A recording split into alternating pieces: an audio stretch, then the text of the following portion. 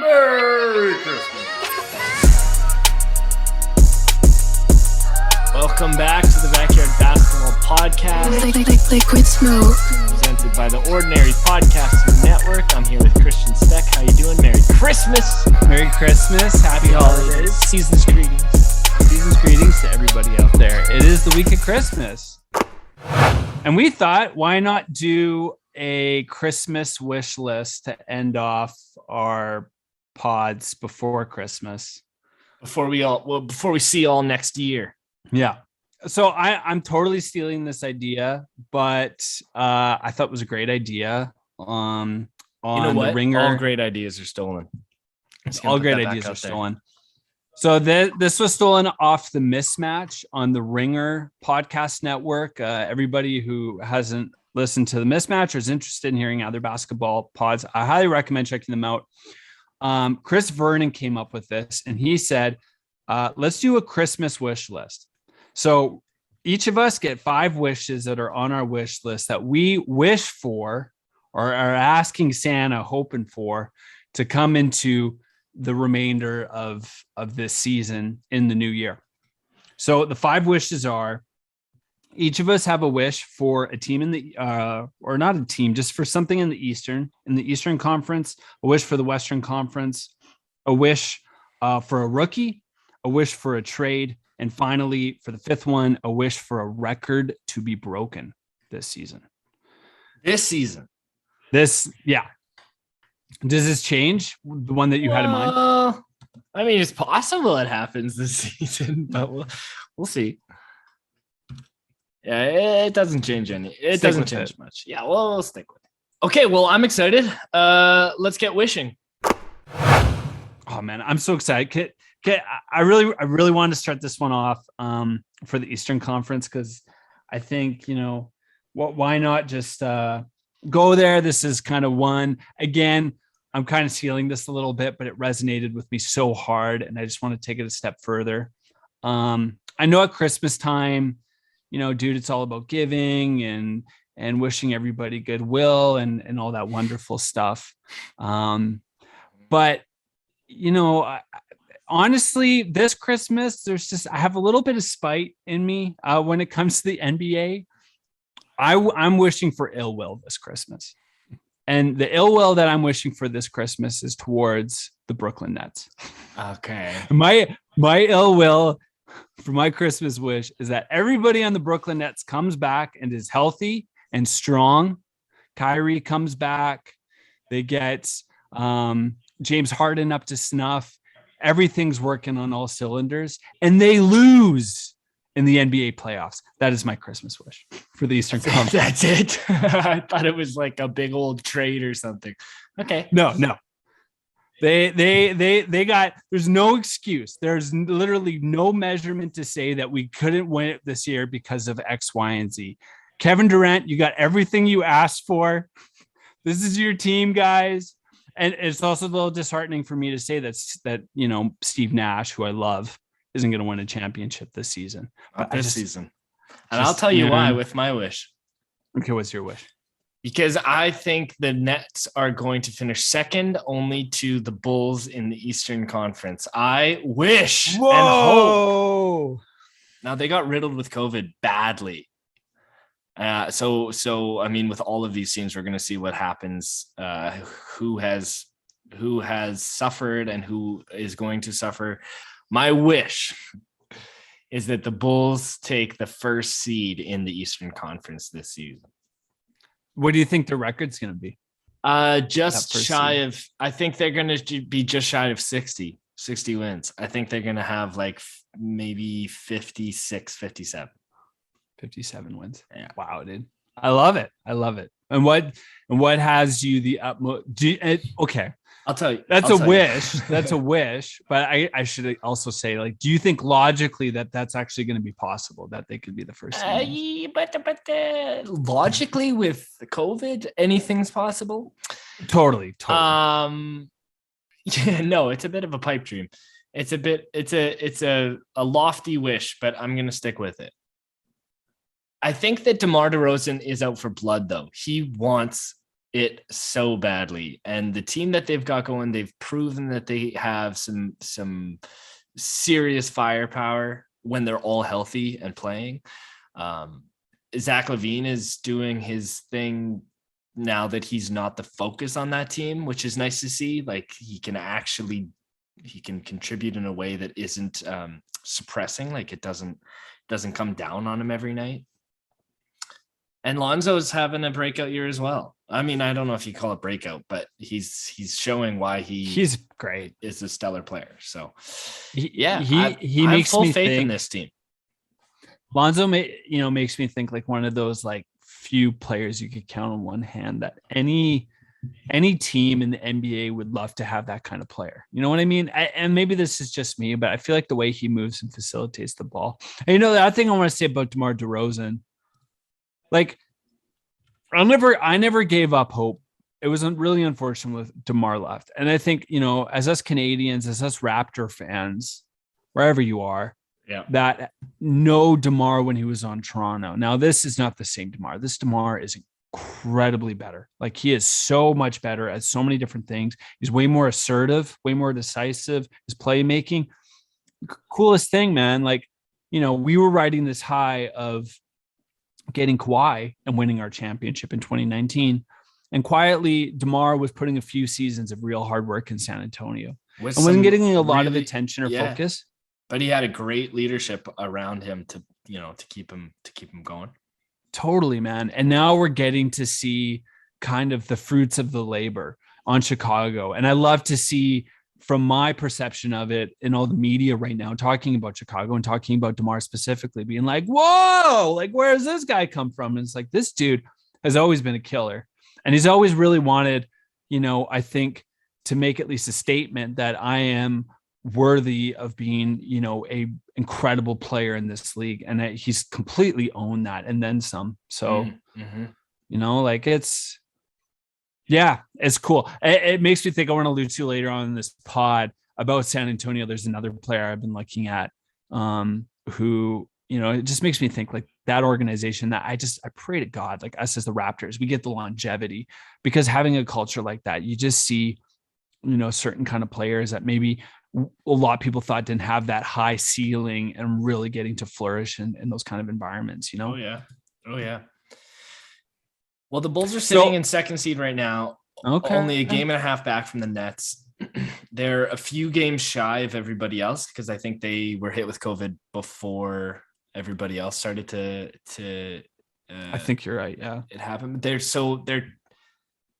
They're tied in wins with the Cavs, the Heat, and the Bucks right now, and the Bucks are all the way down in fifth. So they got a lot of work to do when everything settles, but I have faith, and that's my wish. That's my wish for the Eastern Conference. Okay, what's your wish for the Western Conference? I want to hear this. Well, my wish, I mean, okay, it's a bit bittersweet. We were just talking about the Spurs. This is my wish. Okay. My wish is that the Spurs squeak into the playoffs, because the actual wish isn't that. It's that this is Pop's last year.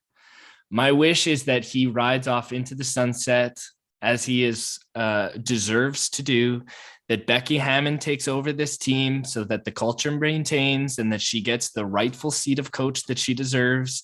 And that, I guess the writing's on the wall a little bit here when Steve Kerr was announced that he was going to be coaching the USA basketball team in the Olympics.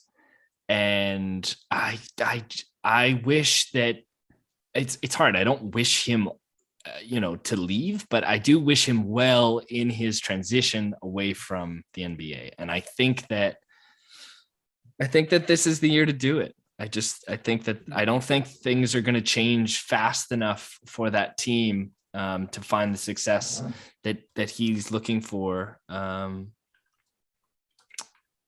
he's had a great career. He's had an incredible career. So I wish Greg Pop well, and my wish is that he has a successful end to his career. I also don't want to see him around all this COVID stuff. He signed a 3-year contract, and this article I'm looking at was reported in 2019 in April. So then that would mean that would have been the 1920 season, 2021 season, 21-22 season. So you're right. This is like his last year of that contract. So this could be, holy shit, I didn't even think about that. This could be the last year we see Pop as a coach. I think it might happen. I wish him well. It's, like I don't want to see him go, but I think this is the right time. Becky Hammon deserves a coaching job, and what better team than the team she's already with? They know her, she knows them, the structure, it makes sense. And it's not saying, here, take the reins from somebody, like these are big reins. These are huge shoes to fill. And Becky Hammon is the coach to do it. So it's kind of like a 2-part wish for both of them, right? Yeah. I want to see the transition. I want to see the next step in this San Antonio Spurs. And Pop's not going to leave. He has nothing better to do with his time but to drink wine with his buddies Tim Duncan and Ginobili and he'd still be involved with the Spurs somehow. Exactly. He'll be till like he's going to be bored. Like what are you going to do with your time? And yeah. All right, what's your big wish here for the Western Conference? Okay, well, this isn't my wish for the West. I just want to carry off this a bit because I could have alluded this to a bit in the rookie, but he's not a rookie. So I was looking at the Spurs recently, and there was this one player that stood out. He'd also be a good trade. He's not part of my wish trade, but this could also be a potentially good trade. I don't think it would happen because I've been hearing him talk a bit more in the trade talks as well. I looked up this guy, DeJounte Murray. Yeah, man. So DeJounte Murray is fucking playing out of his mind this year. There's no one else on that team to do anything. But he's a killer, man. It's like he's got this killer mindset that, there's an assertiveness there that like this is an actual piece you can really build around on this team. You can absolutely build off of him. I mean, there's no other assets really. Jakob Poeltl. I think he's going to be traded for sure too. He hasn't stepped up though. That's the thing. Like Poeltl's who could really use? He's not who could really use Jakob Poeltl? Raptors. The Raptors could actually really use that Jakob Poeltl. But the Brooklyn Nets, I was going to say. Okay. I think the Brooklyn Nets could. That's one I was looking at for the trade. Anyways, I digress. Cheap option. DeJounte Murray is a sweet piece. I think this kid's got a lot of gumption. And speaking of killers, my segue, my wish gumption for the Western Conference is the Minnesota Timberwolves make it to the playing games and participate in a playing game. Yeah. That's my wish for the West. And speaking of killers, Anthony Edwards, dude, I saw this fucking, it was like a quote. There's gotta be a video of it somewhere. So apparently there was like an interview that was like not too long ago this season. And Anthony Edwards said in the media, pretty much essentially like cajoling Carl Anthony Towns, saying like, dude, when you get to the top of the key or when the balls get moved around and you're holding it for a few seconds and trying to post up and make a decision, it's like really fucking us up. Like just second year in, super assertive to Carl Anthony Towns being like, what you're doing is bullshit. What you need to do is literally like hold the ball for like less than a second, keep it moving, don't touch it. And this season, Carl Anthony Towns' percentage for like efficiency holding the ball has been lower. He's been facilitating and moving the ball better. Well, and they are playing so well. I love seeing like, Anthony Edwards really stepping into his own, having these crazy dunks, taking more of this leadership, this onus, where it was literally when he came into the league, it was a crossroads. This was a guy who was raised by his grandparents, his grandma, I believe. Mm-hmm. I don't know what happened to his parents. Both his I believe his mother is deceased. I can't remember. The father also might be deceased or whatnot. But so he had like a really rough upbringing, I think, at least that's what the narrative was when he came in. And so when you're talking about these certain things of responsibility and, you're coming out of your teenage years and stepping into being an adult and learning certain things that I think are a bit more easier that are passed off to you, say from your parents, not every parent, but I think it's a bit more common. And it was like, how is this individual going to respond to maturity, going to respond to responsibility? And he is excelling at such a level, I feel, that this guy is literally going to, like, he has that alpha dominant presence, like that LeBron James-esque leadership in the dressing room. Like, I think this player really has potential to be something super special and is a voice for that team and helps establish an identity of that team. You got Patrick Beverley on that team as well, too, that I feel like emphasizes also a bit more of character that they've never really had before. I think all the writing's on the wall that this team could not only even make it to the play-in, but whatever team that they play against actually like give them a run for their money in that one. So they're currently sitting in the play-in spot. They're a half a game off of the 8th seed, and they're only a game and a half back of 4th. That's pretty good. They've got a lot of opportunity here to make a big splash moving forward into the latter half of the season. Is Cat the best big shooter that we've ever seen? Because he claims to be. You know what? Honestly, it's funny because I don't watch a lot of Minnesota games, but I do. Who does? Well, yeah. And in all honesty, like they just have been a team for so long that, like Sacramento, like some of these other teams, they've suffered. Just suffered.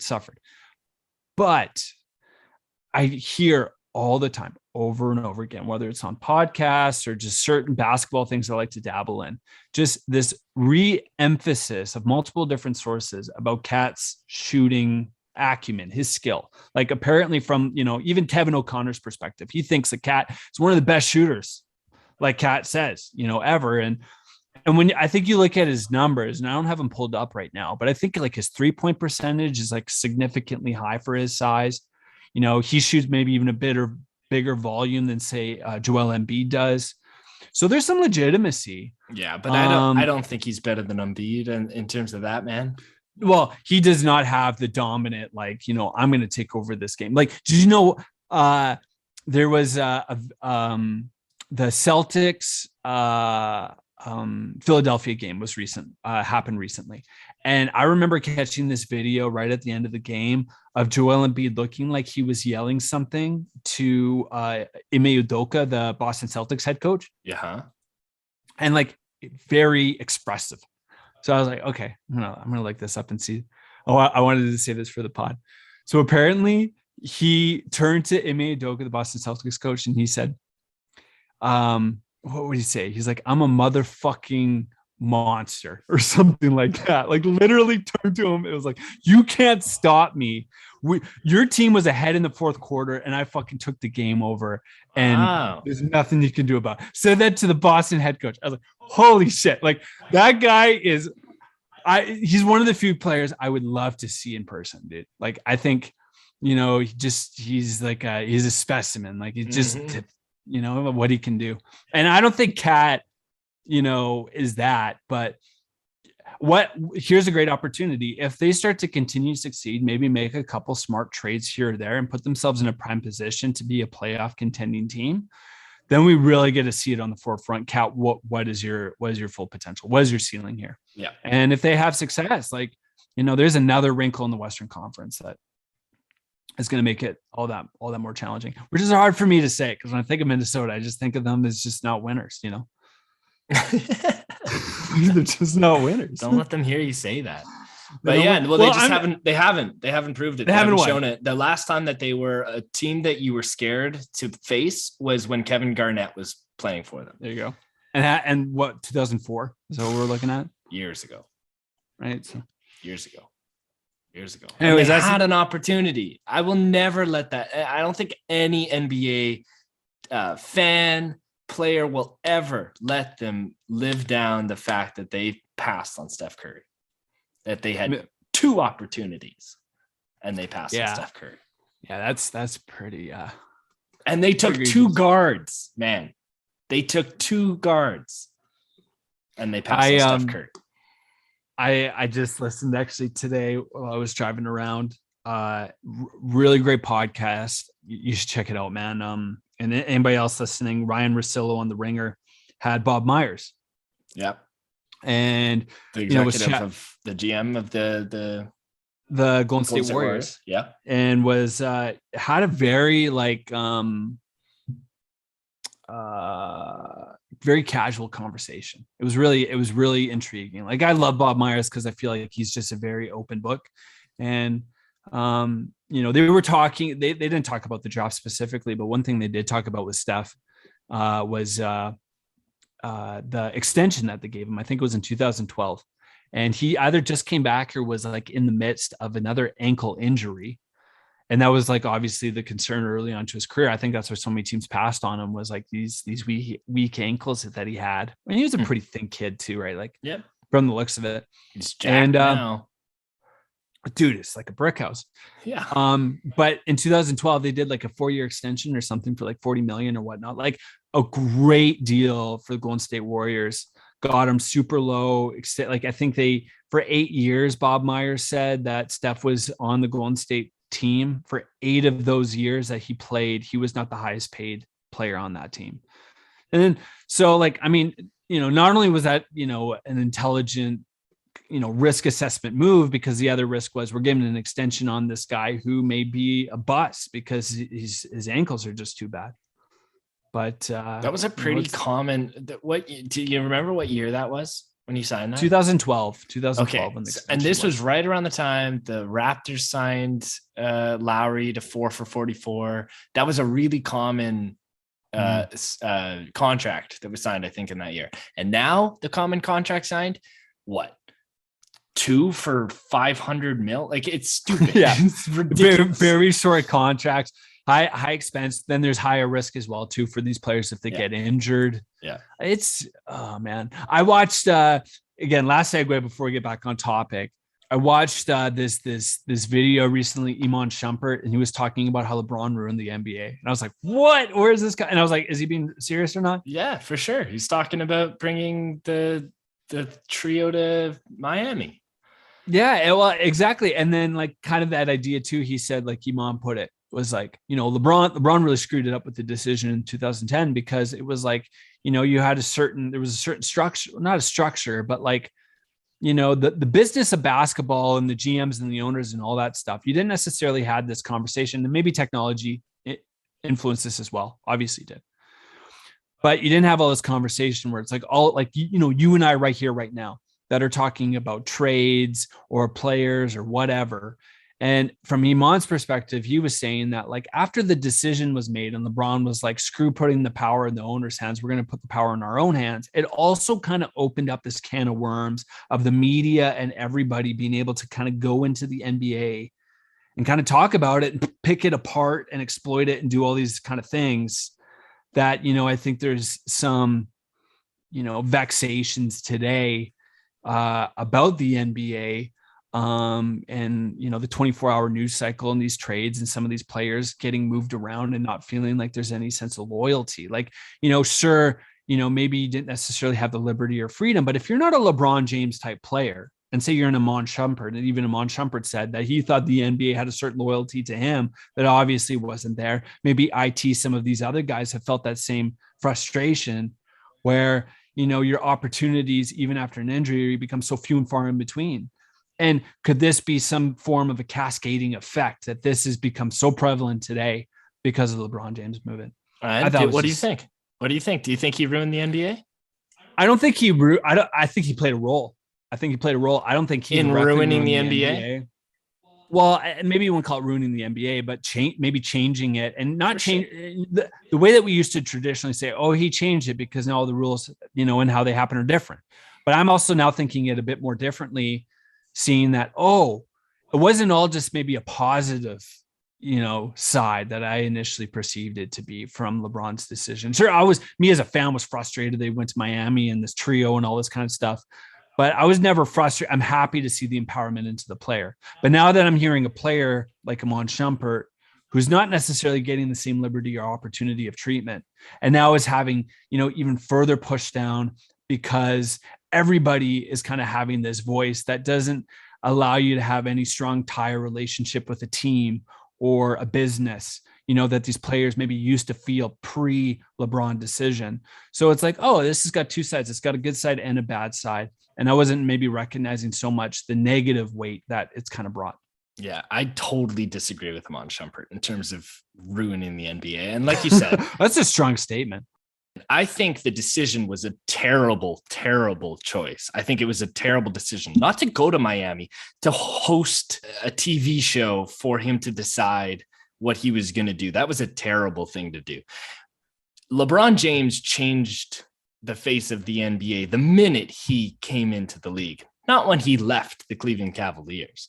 And he will continue to change the way that the NBA. So whatever he does decide to do, it's LeBron James. He's going to do it. He's going to walk into an arena with a cigar in his hand, regardless of whether or not people think it's a good idea or not.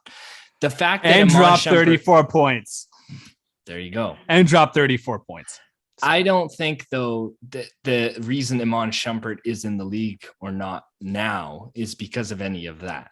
The more these younger guys are coming in the league, that's always going to push guys out of the league. So super teams, that's fun. That's fun for fans. It's not always a healthy thing, but that's why we have a salary cap as well. So you have to make decisions. And when it comes to I just think that it's decisions are about fans and that's not always true, but there's got to be some sort of mutual benefit and some sort of cohesion. And maybe the other thought that I had too, that I'm thinking about this a bit more, is that you're right. The way that LeBron broadcasted it. And it's also kind of like, you see this more and more, like in the NFL, for example, it was gimmicky. The Peyton brothers, Eli, and they've got like their own. The Peyton brothers. You meant the Manning brothers. Oh yeah, the Peyton brother, Eli Peyton and Peyton. Yes, the Manning brothers. Jesus. So those two guys, like in some NFL games, will broadcast games, and they're kind of have like their own little segment. But the thing is like they have developed like their own kind of business or company, and like trying to be their own entity, and like to media never really had that. And LeBron has really, players leaving the NBA or leaving, a certain sport, retiring, and they get kind of invited into the media, and there's a certain way going about it. Well, now these guys are coming into the media and actually making decisions and having more ownership. And that first moment of LeBron with the decision was kind of him also flexing that as well too. And I think maybe the detriment of what I'm trying to get at in regards to that is then you're getting, all these different industries. There's no order. And that order and structure, I think, provides a bit more foundation. And maybe Iman Shumpert is feeling that the NBA has evolved where there's no stability, no foundation. Like if I'm a player of my caliber, any moment, I just might get pulled, or not get that opportunity. Kemba Walker. Exactly. How the hell would Kemba Walker feel? Like he can play, he's in good health, but they're like, we're not going to make you a starter, and then we're actually just going to pull you out of the. You're going to have to prove it. Detriment. You're going to have to prove it. And he is. Kemba came back. Well, but now is he playing anymore? I believe so. I think he started last game. Now that could be because half of the team is riddled with COVID, but yeah, he had 40 minutes the last game. Oh, there you go. 21 points, 8 rebounds, 5 assists. That's good. That's really good. Huge. And I'm glad for that. Yeah. But anyways, I'm just not going to mention that was against the Pistons. you just did. Oops. Merry Christmas. All right, let's get back to our Christmas list. That was a great segue. That was our wish list. Our LeBron commercial break. Okay, so we did the East and the West. I want to hear, what is your wish for a rookie? Okay. Well, this is twofold because one of them is just barely not a rookie anymore. Okay. Because he's only played 85 games in the 3 years he's played. And I wish so deeply that Zion Williamson comes back healthy and strong. Mm-hmm. That's a great wish. My wish for an actual rookie is that Scotty Barnes wins Rookie of the Year. Hey, he's having a dominant time. He's having a dominant time. And all he's got to do is hold off Evan Mobley from being the tower that he is. But I think Scotty Barnes is, when you look at the array of rookies this year, you've got Cade Cunningham, who we're just kind of scratching the surface on because he just started up again. Jalen Green, he's doing well, playing for hard team. They're doing their thing. And Giddy's raw, a bit of a very raw. surprise. Giddy's doing some And fun big. things. And then Giddy's you've got what's his face in who am I thinking of? Suggs. Yeah, we don't talk about Suggs. He's injured now. I think Scotty Barnes is the most versatile player out of the draft. He is the most raw when it comes to talent. He is the most dominant when it comes to I guess not the most dominant rebounder. Yeah. Mobley has him on that. But he is dominant when it comes to all the facets of his game. And I think, and I wish that he wins the Rookie of the Year for that. I love it, dude. Yeah, I couldn't agree more. He's an incredible player. He is I feel like the most desirable player that any team, especially a defensive-minded team, would want in the modern day NBA as it's played today. So, and I'm so blessed and grateful we got him over a guy that's name we can't even remember, and Jalen Suggs now. So, let's go. Yeah, man, that's sweet. My wish for this is a quick one. My wish for a rookie. It's just coincidental. I was watching this game between the Los Angeles Lakers and the Dallas Mavericks last week. This was the same game, by the way, that another dude whose name I can't even remember off the top of my head now hit like a 3-quarter shot to win the game. That was nuts. But it's funny, it's not as memorable for me because I was watching this game between the Lakers and Dallas, and Austin Reeves of the Los Angeles Lakers, undrafted number 15, my favorite number, actually. If I was ever to wear a jersey, I'd wear the number 15. And this guy is a killer.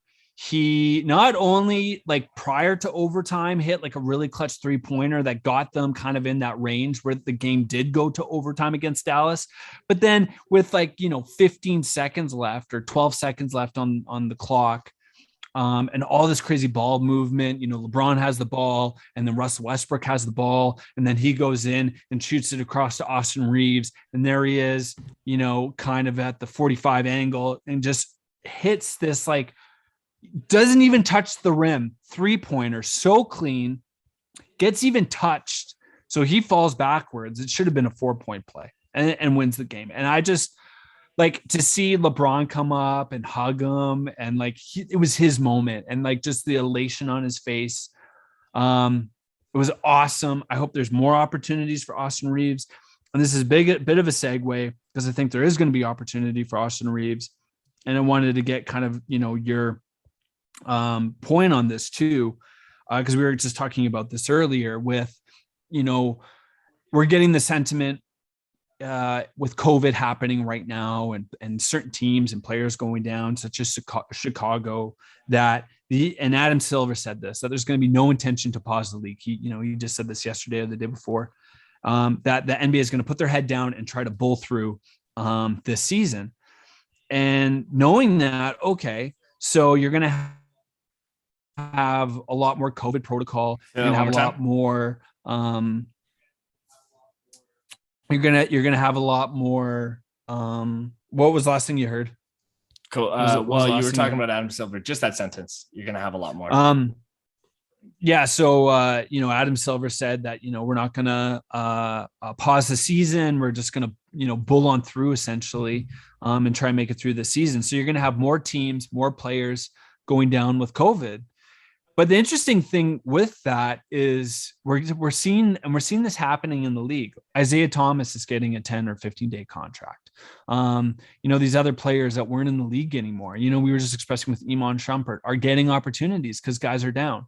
Austin Reeves gets this opportunity to play in this game that night on the Lakers, because they got a bunch of guys that can't play, right now. And look what he gets to do in that opportunity, hits the game-winning shot. And I think it's just really sweet to see, in spite of this struggle and difficulty with COVID, that these unlikely guys are getting a window and an opportunity to really show what they have. Kemba Walker too, right? So, yeah. So it's good for them. I think it's awesome for him. And I think it's like, I totally agree when it comes to giving guys opportunities. We're seeing a whole bunch of 10-day hardship deal contracts being signed. We're seeing Joe Johnson to the Celtics. Yeah, the right. Raptors just signed DJ Wilson from he formerly played with the Bucks. But and Adam Silver doesn't slip up. He doesn't make a whole bunch of errors.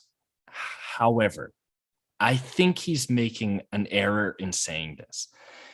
We're seeing the Bulls just completely eradicated from the league right now. We're seeing a whole bunch of players. Luka is in protocol. All of the Raptors are in protocol. Like, what is going to have to give here for them to say, okay, we need to get this under control so that if we do move forward, that our players aren't at risk and our fans aren't at risk.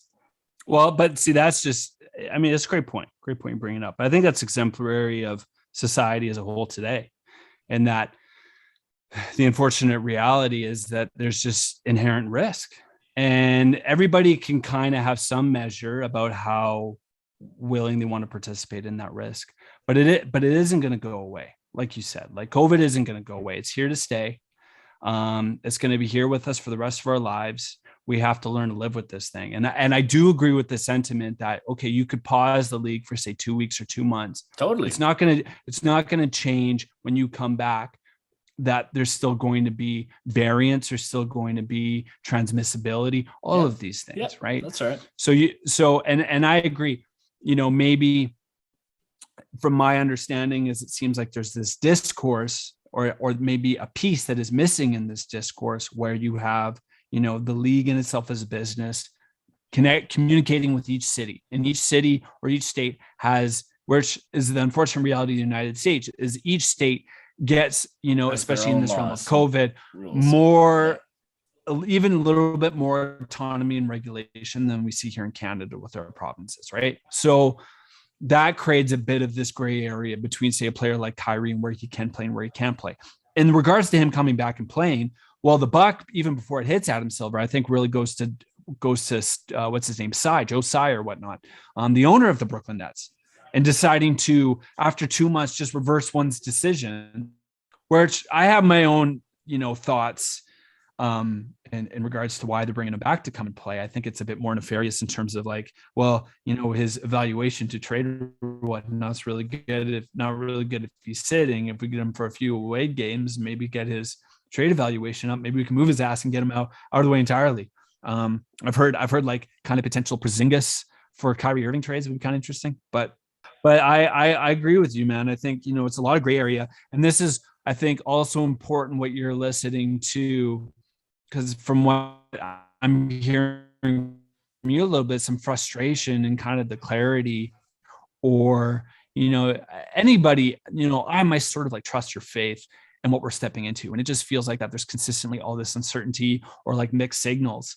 And it makes it very messy. It makes it, like you said, like one team's going to go down, or a couple players are going to go down here, or maybe one arena, like what happens if like one arena explodes and you get like, 20,000 people at a game, and say, boom, like 5,000 of them or 10,000 of them, get hit with COVID. That'd be great. We haven't had that happen yet. What if that happens? How do we respond? Yeah. And I think the thing is, like, for Adam Silver to have said that, maybe it was offhand, and maybe he doesn't mean all of that. Obviously, if there's a severe situation, he's going to pull the plug on not the season, but but by games, he's going to postpone. And we're seeing a huge amount of games postponed right now. What I don't want to see happen, though, is for him to just push through. And now we're seeing like a complete G League roster playing games that are important down the stretch.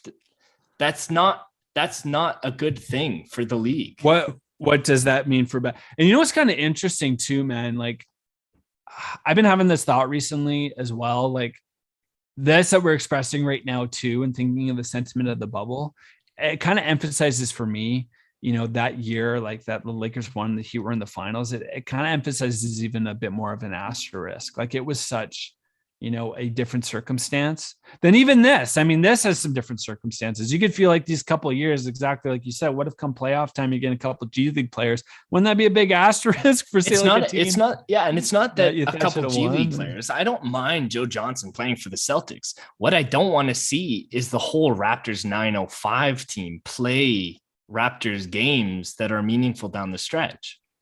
Yeah. Well, that probably what, I mean, they'll probably just postpone games, but then here's the other big challenge.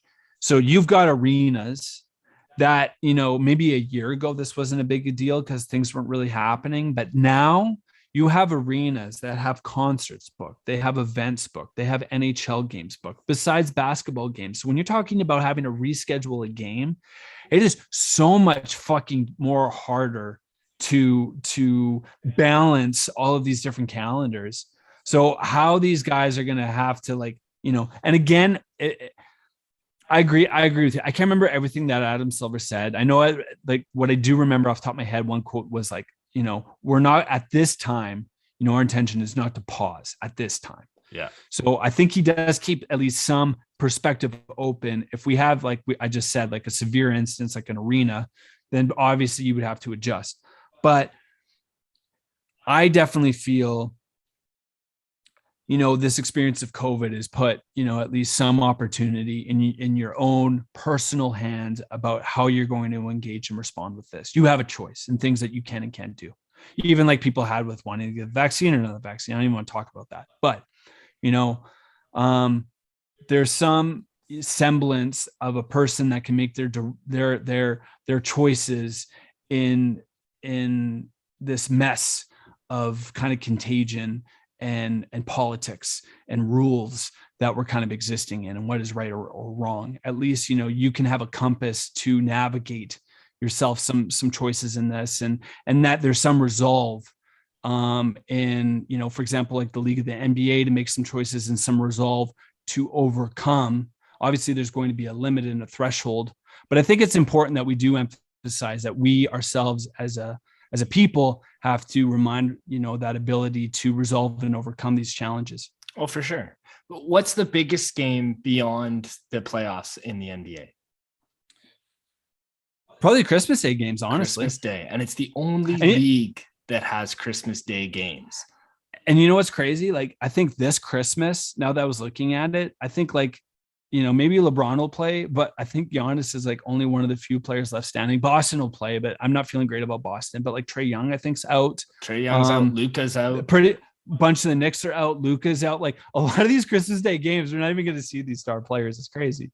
Yeah. And then think about, Candace Parker said this. She's because she was on NBA was talking about, her own thoughts and moral compass in regards to what the NBA should do. And somebody said to her about the fans in specific regard to imagine the family who, saved up their money or whatnot to buy their, son or daughter, kid or whoever, tickets to go on Christmas Day to see Luka play, and Luka's not playing. Yep. That fucking sucks. And it sucks because they're spending so much, some people that can be a huge investment, especially those Christmas Day games are so expensive. And I know the opportunity for a kid to see a play like that would mean everything. But yeah, you're bringing up a really interesting conversation. We could go on this for an hour. What was your wish? I don't even remember now. Something about some player in LA. Austin Reeves. That's right. So so we said wish. Let's blow through these last ones because we're probably, we don't want to keep this too long. Your wish for trade. Really quick. Okay. What's your wish for a trade? I wish the Toronto Raptors would trade Goran Dragic away from the team, and it's proving harder and harder to do that. Now, with everything that we've just talked about, maybe there's an opportunity here to squeeze out a trade. You're not going to see a massive first-round pick overhaul like OKC for a player like this, but there is still an opportunity here for us to see Goran Dragic move off of the books so that a nice fresh center can be moved onto the books. And I'm speaking specifically, hopefully, of Miles Turner. That's my wish. If any other pig happens, no. I just want to say, I'm not saying Goran for Miles Turner. Not at all. Yeah. I'm saying Goran off of the books so that a Miles Turner, a Marvin Bagley, and Yusuf Nurkic even maybe could come onto the books. Ooh. Love it. That's my wish. I love it. Nice, fresh, big. I'm laughing because your wish is kind of like my wish, and we're both fleecing the same team. So this is great. My wish is somehow, some way we can get the Boston Celtics to have Jason Tatum, Jaylen Brown, and Sabonis on the same team. Wouldn't that be special?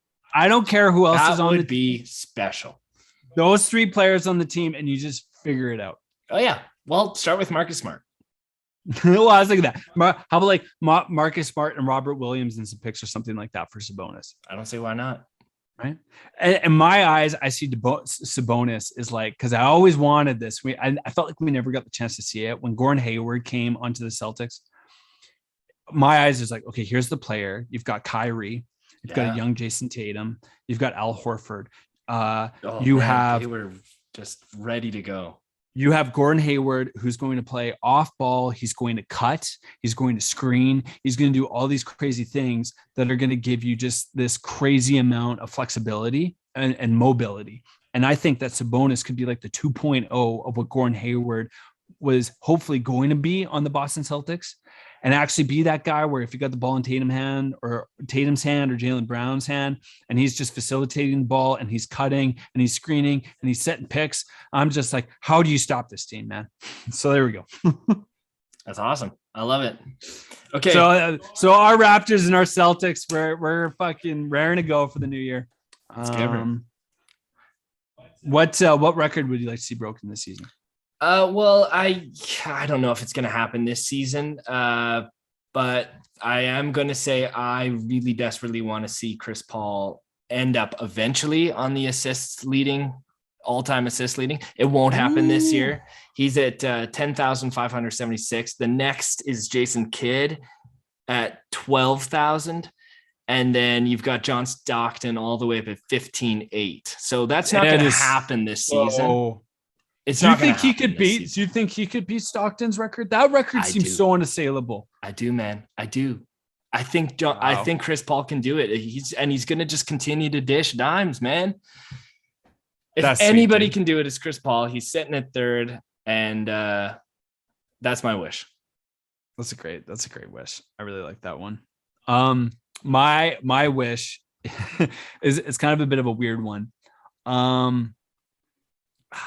It's kind of like a two-parter, and it all involves around free throws. So Jose Calderon, surprisingly, in 2008, 2009, he had the highest free throw percentage of all time at 98.1%. So it says that he shot 151 free throw attempts and hit all but 3 of them. Right. So that's a pretty incredible stat. How the hell are you going to beat that stat? Well, my man, I think that stat can be beat because free throws are going down. In recent games, I think they're going up. But if you shoot less free throws in the season, maybe, and you're just perfect, and you got a player like Steph who can hit a lot of free throws. But if guys aren't going to the line as much, then maybe it creates a window of opportunity that you could have somebody have a high free throw percentage. And I was looking at this. So there has never been a game. This is a part of my wish is that, and the other part of the wish is there's never been a game where there have been 0 free throws in total for both teams in the whole game. There's been games where there's been one team. Yeah, I don't think that's possible. Has scored 1 free throw out of both temes. Yeah, but there hasn't been a game where either team have ever gone to the line. Well, that's on the refs, man. Well, but see, with the new rules and like James Harden would always go to line, Trae Young would always go to line. I don't think that's possible. The game is way too physical for anything like that to ever happen. But true. But check this out. Okay. So when I look at the top 5, so starting with 2, so 2 free throws in a game total, right? What the Cleveland Cavaliers in 1994. Okay, that's a while back. All right. Then we've got the Charlotte Hornets in 2004, 2 free throws. Okay. 2016 now. All right. 2016, the Warriors shot 2. 2014, the Grizzlies shot 1. And 2018, the Hawks shot 1. So you've got 16, 14, and 18, 3. And then if you go just beyond that, you have a bunch of games from 2017, 2013. So in recent years, it seems like there's been a higher probability of this occurrence happening. And I'm kind of saying this because, with Steph changing the league, right? And guys are shooting more 3-pointers. Do you think it's possible? Do you think this could happen? No. But I do think LeBron James can eclipse Oscar Robertson for free throws made. He's only 34 back. Oh, well, yeah, he could totally do that. You probably could do that this season. And can you tell me who the number one, who has the top spot for free throw percentage all time is? Off the top of your head? The highest percentage is of all time collectively of all the seasons. Of all time, the highest free throw percentage. John Stockton. Good guess, but you can't pass over the greatest shooter of all time, man. Steph Curry. There you go. 90.7 is his free throw percentage all time. And Stockton doesn't even crack the top 10. Really? Oh, wow. Number 2, I thought he would have been 90.4 is Steve Nash. There you go, dude. Yeah. There you go. The only other current active player, Damian Lillard, sitting 8 with 89.3%. Yeah. Somebody really needs to get him a lot of Christmas presents. Were you saying at the trade deadline, or? I don't know, dude. Like, it's literally an arm and a prayer for Portland at this point. They need a miracle. It is. Sweet, dude. Well, Merry Christmas. Merry Christmas. I think it's going to be, it's going to be an interesting remainder of the season. And I just hope that everybody stays safe and that we can, get through this variant, man. It's a challenging time for everybody. I just, hope everyone can keep their spirits up. So we'll get through it. We'll get through it. Liquid smoke. Merry Christmas, buddy. Great wish list. Man. Hopefully you too, all man. of these wishes come true. And we'll see y'all next year. Peace. Merry Christmas. Okay, let's smoke some weed.